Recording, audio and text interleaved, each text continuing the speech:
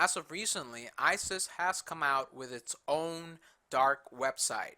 Now, this website is a platform for its propaganda.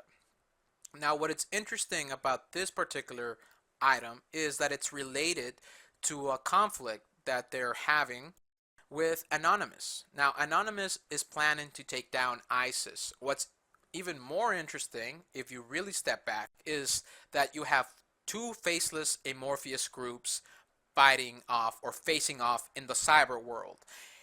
What's even a lot more interesting is that that's the new paradigm of war. It's cyber war. Everything is a battle for the human mind. And we don't really take notice if we are so overwhelmed with the propaganda and disinformation. We should also take note in how the debate is being framed by the government or by the media. When we talk about anonymous or privacy, we have to deal with the fact that mass surveillance is a constant and it hasn't gone away and it's ubiquitous. Our technology is used against us. It was part of the agenda long ago, and it wasn't a recent discovery. A lot of people think that Edward Snowden said groundbreaking information. No, he just popularized it. That was already well known by people who were paying attention. So let's focus on what is really factual. ISIS, the other faceless amorphous group, is funded by the United States and its NATO allies. And this is verifiable and really it is common fact already. I'm concerned that this debate will eventually frame the tools of privacy as something dangerous or ISIS related. You see, now that the ISIS dark website is emerging in the media or is emerging onto the public consciousness, it will make a perfect opportunity for the government to once again propagandize us and tell us you better not go in there. There's some scary stuff there.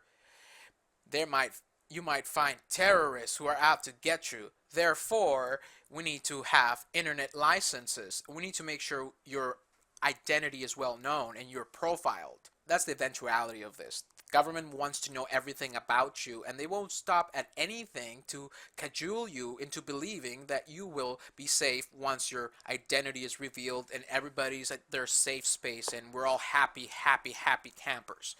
Well, sorry to burst the bubble, but the world is a lot more complex. So let's go discover it. First, let's start off with a definition. What is the difference between a deep web and a dark web? According to dictionary.com, deep web is the portion of the internet that is hidden from conventional search engines. The dark web, on the other hand, is defined as the portion of the internet that is intentionally hidden from search engines, uses masked IP addresses, and is accessible only with a special web browser. So the deep web will be something that you spend hours in your typical normal web browser looking for and you find, and it's not well popularized or indexed by the Google search engine or other search engines, but it's still out there on the internet. The dark web needs special web browsers. Now, one of the most common one is Tor browser. What is Tor browser?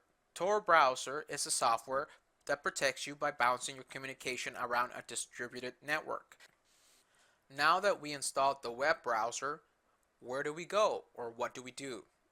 You can't use typical addresses in Tor. You need a .onion domain. What do we do and where do we go? Check out the hidden wiki. It has a directory of a lot of websites that are commonly known by people.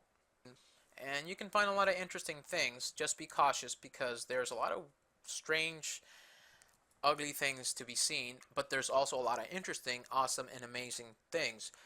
The internet is essentially a reflection of our own psyche, really. So you will expect to have bad stuff and good stuff. Most of the bad stuff in the dark web has been overblown. But now let's get to it. So ISIS has launched its own website. Let's go visit it. So these individuals are clearly ISIS members, and The weapon and the training and the funding, where did it come from? Why is it that the government can't find them and can't seem to eliminate the threat? Let's keep our eyes open and see where this story unfolds. Until then, this is your friend Hector.